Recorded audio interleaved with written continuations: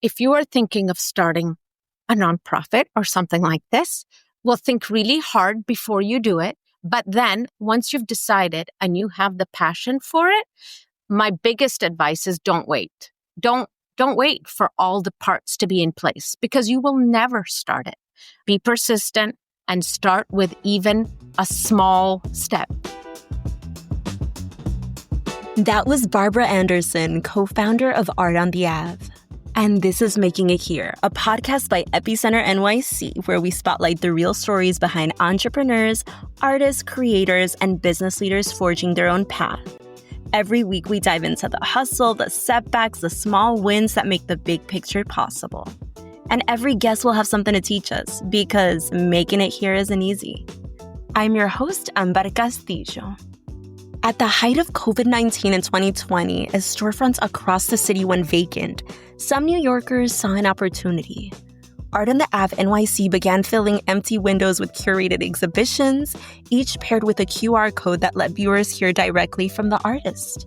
Since then, nearly 100 spaces from Columbus Avenue to Washington Heights, Bed-Stuy, and the Oculus have been reimagined as public galleries. At the center of it all is Barbara Anderson, who co-founded the nonprofit with her daughter, Jackie Graham. As a middle school teacher at the time, Barbara had been using art already to help students process the pandemic, George Floyd's murder, and rising Asian hate.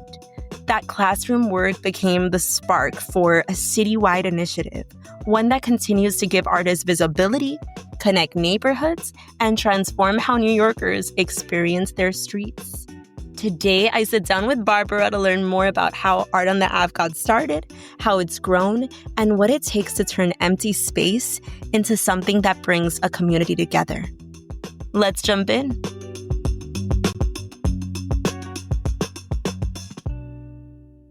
My name is Barbara Anderson, and I am co-founder of Art on the Ave NYC. I founded this organization with my daughter, Jackie Graham, but I'd say I'm sort of the main operator. Yeah, and for listeners who might be new to Art on the Ave, how do you describe what it is? It's a nonprofit organization. It's community-based, and we activate vacant spaces around the city by putting on incredible art exhibitions showcasing the amazingly talented artists that live right here in New York City. And if you could take us back to 2020, which is when it started, right? You know, you were teaching middle school. The city was reeling from both the pandemic and also protests, and storefronts were sitting empty. What do you remember about that moment that sparked the idea? I remember it clearly, actually. It was in June that the idea started to percolate. I was teaching online at the time, like everybody else. I'm a very, I would say, dynamic teacher and very much involved when I'm at school. So not only am I all over my own kids in classroom, but typically visiting other kids in other classrooms when I'm on a break, for example.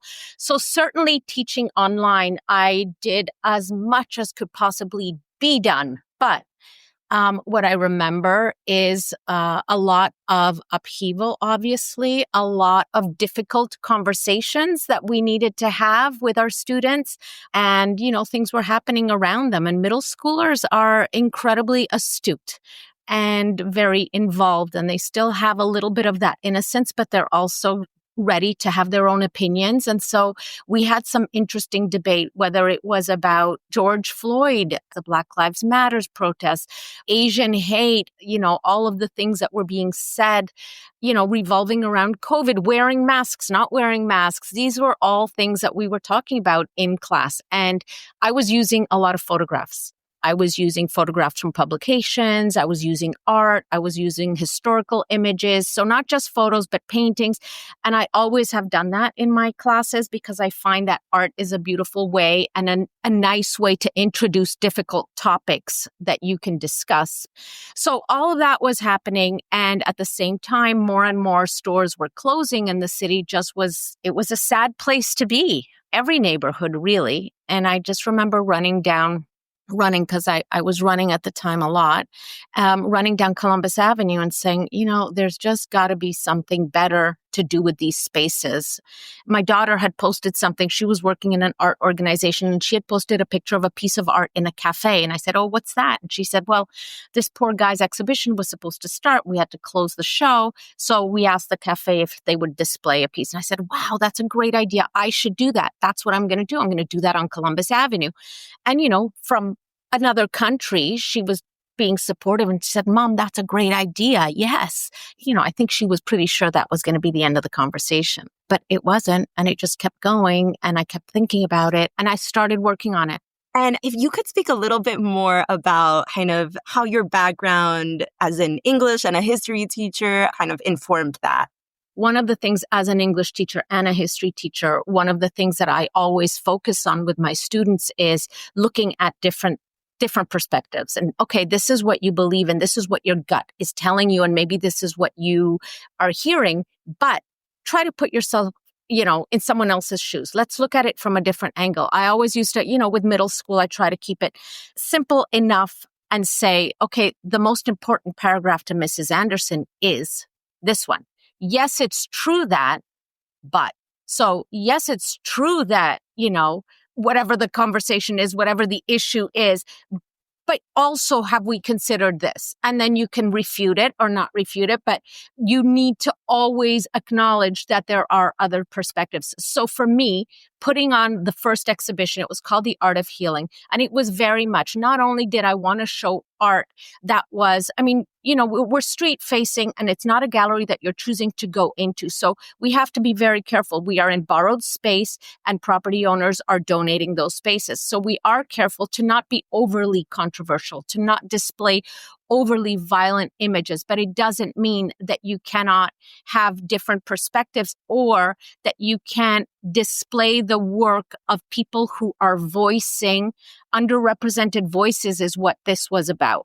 And not just underrepresented artists because they didn't get to show in galleries, but underrepresented, traditionally even in society. And that's very much where our focus is and was, and giving them that opportunity. And so it became so much for me. Yeah, putting the art in the windows is going to be fantastic. Visually, it's going to be appealing. People are drawn to it.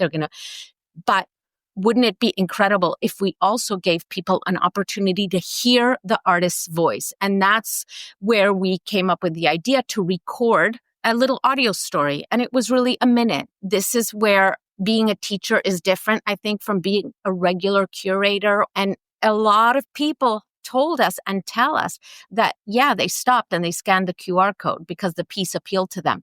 But it was that message from the artist that made them actually reach out. And so many artists say they receive emails about a piece based on what they said. Can you give an example of that? Yes, there's one in particular. It was a piece about generational trauma. Now, when you saw the piece, you obviously don't know that, right? But the story that the artist told very much spoke to that, to experiences of a war-torn country and having come to America because of that. People reached out to the artist and said, we're going to Ukraine. We're going back to fight in Ukraine. And we love this piece, but can we have it? We want to take it. And normally the artists aren't supposed to take the piece out of the exhibition. They know that before the 3 months. And almost all the buyers are happy to leave it in the exhibition for the 3 months. But this artist wrote to me and said, Barbara, I know that that's in the contract, but these people are going, it's a couple, and they're going back to Ukraine to support their country. And this piece has really spoken to them. Can we take it? I'm like, absolutely. The next day we went, we took it out. And I remember that clearly. Yeah. And you've mentioned people who never thought of themselves as art collectors. They've stopped mid-commute, right? And they've bought pieces or eventually bought pieces. Is there another kind of story that comes to mind like that of people kind of thinking of themselves differently? Absolutely. Another couple that happened to be in the city visiting friends. They saw a piece of art that really, really spoke to them. And they reached out to me, actually. It didn't go directly to the artist. They reached out to me and they said, this piece really speaks to us, but we've never bought art and we're really afraid. Can you help us? And I said, well, to be honest, I'm not an art collector, but do you think that we've never spent this much money on a piece of art? Do you think that it's okay to buy it?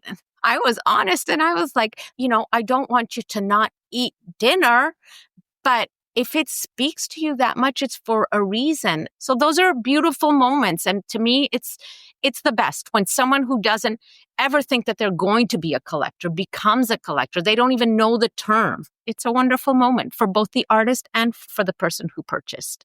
And you've started all this with one street on the Upper West Side, right? And now you've been everywhere from the Freedom Tower to the Oculus. What surprised you most about how quickly that one idea has grown? The fact that it's grown, but you just mentioned Freedom Tower and Oculus, and they're quite close to each other, actually. What surprises me is that this model seems to be working in all neighborhoods. Obviously we started on the Upper West Side. I happen to live on the Upper West Side. I ran by those stores all the time.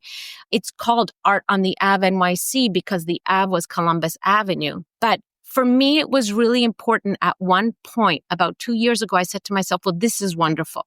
But really, it's only wonderful if it's going to work in other neighborhoods that need it more. So we did Washington Heights, we've been in Inwood, we've been in Bed-Stuy, and that's the most pleasant surprise that it doesn't matter where you're doing this. Right now, our current exhibition is in Lower Manhattan in the Two Bridges area, and we've activated the whole commercial corridor of a NYCHA complex. And it's been an incredible opportunity for me, and putting beautiful art in that is relevant to the community. And that's important part of it. If we're in Washington Heights, we want to display art that represents the community. And so we find local curators, and our call is really very much focused, and our selection process on Upper Manhattan artists.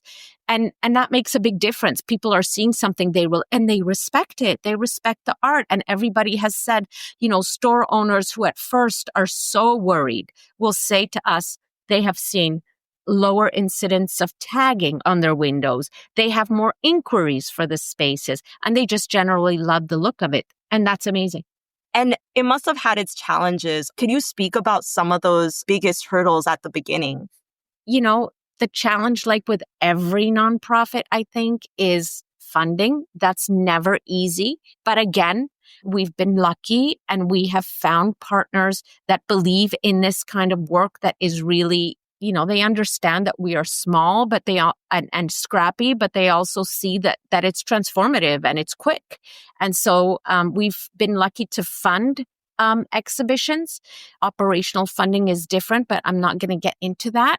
And the challenge remains getting the stores, and people always say, well, how are you managing? How are you managing? You've worked in over 98 spaces. I think 98 is the final count right now.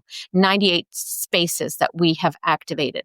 But it's challenging. It is still challenging because with every neighborhood, you have a different set of owners. It's not typical that someone who owns spaces in Bed-Stuy also owns spaces in Inwood. No, people tend to focus on different areas. And so you're starting that process of convincing them all over again. And it's never easy. It's not easy to find the owners. It's not easy to convince them. It's getting better. We have so much proven concept now. We have so many before and after images to show them that it is getting easier, but I have to reach out to 80 owners to get about 5 or 6 spaces. And I don't just reach out once. This is repeated calls, emails. It's not easy. That's a challenge. So it's challenging, but I like those challenging moments. They fuel me. What would you say are your, major costs, and how did you go about securing funding for that? And what are best practices? If you are thinking of starting a nonprofit or something like this, well, think really hard before you do it. But then once you've decided and you have the passion for it, my biggest advice is don't wait. Don't wait for all the parts to be in place because you will never start it. Be persistent and start with even a small step. The minimum, do it the best that you can, but start. The biggest costs, you know what, our exhibitions, if we actually put numbers out there, I think people would be shocked by how much we do with very little funding. I do a lot of the work myself. I have a lot of incredible artists who are so grateful for the opportunities they have at Art on the Ave that they want to support. I just got off the phone with one who said, Barbara, I know that I'm not in your face every day and I'm not talking to you every day, but you know that whatever you need, I want to help the organization. I just don't want to help, my studio mates, whatever you need. And that's very much the attitude. And they're so skilled. Everybody has different skills, right? So it's all about finding who is good at what and how can they. I have people who are amazing graphic designers who are Art on the Ave artists. They help us with all of our branding.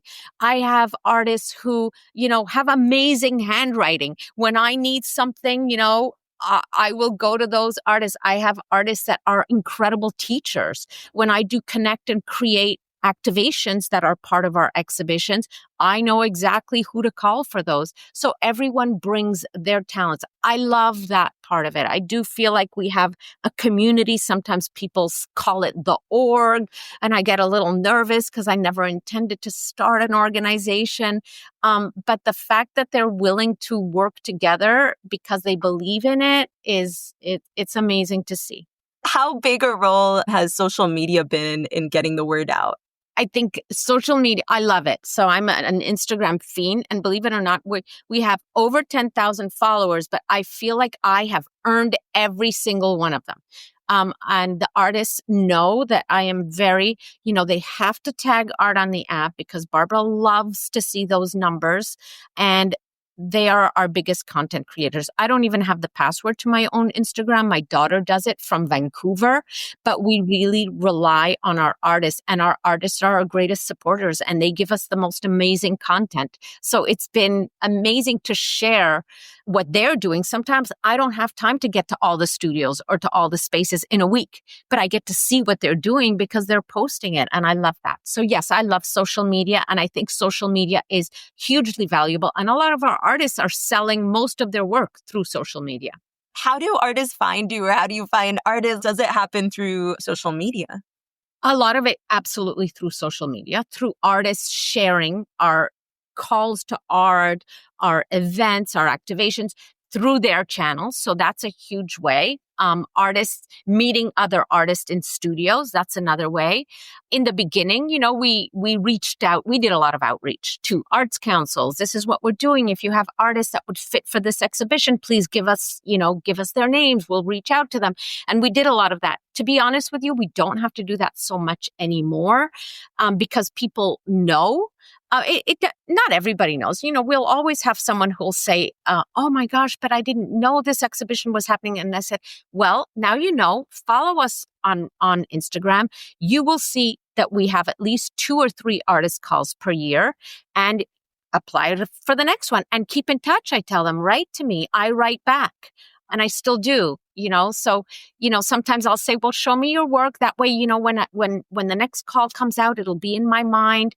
And I also tell them, I encourage you, go visit the other artists, see what Art on the Ave is all about. And a lot of the artists that we have now in our spaces are artists who have cultivated relationships with Art on the Ave artists and spaces, and come to events and come to gallery walks to see what it's all about. And I value that kind of commitment. That's important to me. And was there a turning point in all this when you realized, like, okay, this isn't just a temporary project. This is going to keep going? I think after the second exhibition, we went to West Village, and people reached out. Residents said, listen, we haven't left. A lot of people in our community have left. We haven't left, and we would love to see Art on the App. We're going to help you do this. And I kind of felt at that point, wow, this has really captured people's imaginations. This is something that could continue. But I continued to work full time for 2 years through all of those exhibitions. And it was only at the end of the second full year of working full time, teaching full time, and doing Art on the App full time that I said, no, now I really think that it's a thing. I'm really enjoying it. It's fulfilling those parts of teaching that I love the most. And I can make my own schedule, and I don't need to go when the bell rings. I didn't quite realize that it was going to be even more work than teaching. I mean, there is no weekend, but I love it. Looking back now, what's one lesson or maybe just one thing you wish you'd known when you were first launching Art on the Ave? I wish I had known the importance of graphic design, of marketing.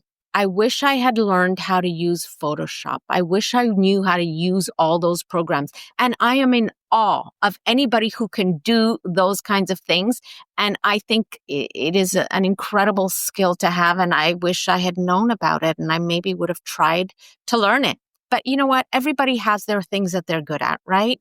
So I leverage. Other things that I wish I had known, how difficult it was to be a nonprofit. Culturally, I'm not from the United States. I'm actually Italian, born in Italy and raised in different parts of the world.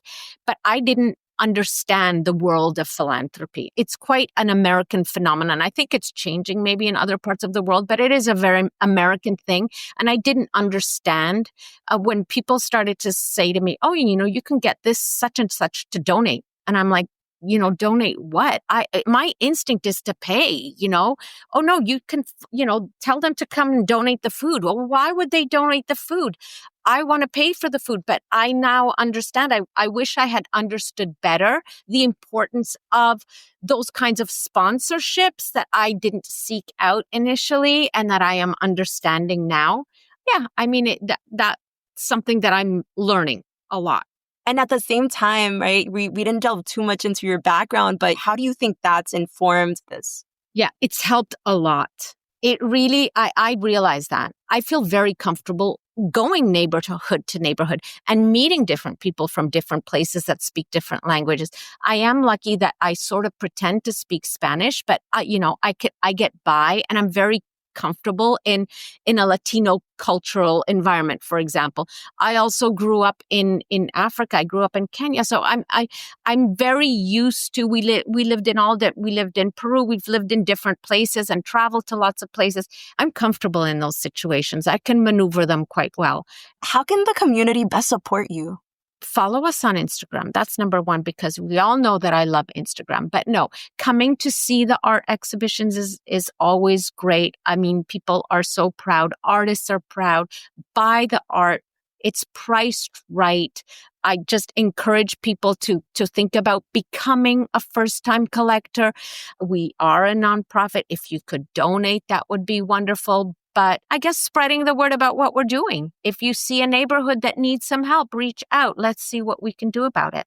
Yeah, and just looking ahead, you popped up in some incredible spaces, some of which we've already talked about. Where do you dream of taking Art on the Ave next? I wouldn't mind seeing if it could work in a different city. I would like to give that a shot if the opportunity arises. Yeah. Yeah. And then big picture, how have you seen Art on the Ave evolve since you first launched it to now? It's evolved in the sense that when we first started, the only idea was to put art and do these exhibitions behind the windows. But right now, we're using the stores. So we have created a whole other opportunity for the artist, because now the artist has a studio. And that's life-changing for an artist. For an artist that is emerging and has incredible work, that's all great, but your work is in your home or in your kitchen or in your living room. If you're not sharing with a roommate and you're actually sleeping next to your art, having a place that you can go and create, but more importantly, bring people to see, that's life-changing for an artist. And a lot of our artists have told us that, and their careers have taken off because of it. So the big difference, I guess the biggest evolution of the model has been, we still do our neighborhood exhibitions, but that added creative space element to it that has been really beneficial. And lastly, we like to do some rapid fire questions. So just first thing that comes to mind, first exhibit you saw in New York City that left a mark on you? My own, because I just hadn't been here long enough to get into the scene. And then everything shut down. So my first exhibit in New York City was my own exhibit. And it was great. And what's harder, teaching middle school or running a nonprofit? Equally. Probably running a nonprofit, because in middle school, I don't have to think about where the money's coming from. What's one word you'd use to describe New Yorkers right now? Hardworking. One New York neighborhood you'd love to bring Art on the Ave next? So many people from Staten Island have said to me, can you bring this to Staten Island? That I want to bring it to Staten Island. And lastly, if you could collaborate with any artist, living or dead, who would it be? It would be Picasso. If you'd like to see the exhibitions for yourself or learn more about supporting artists through their work, visit artontheavenyc.com. That's all for today. Thanks for supporting us as we do our best to support our community. We couldn't do it without you. For more stories like this, make sure to subscribe to our newsletter at epicenter-nyc.com.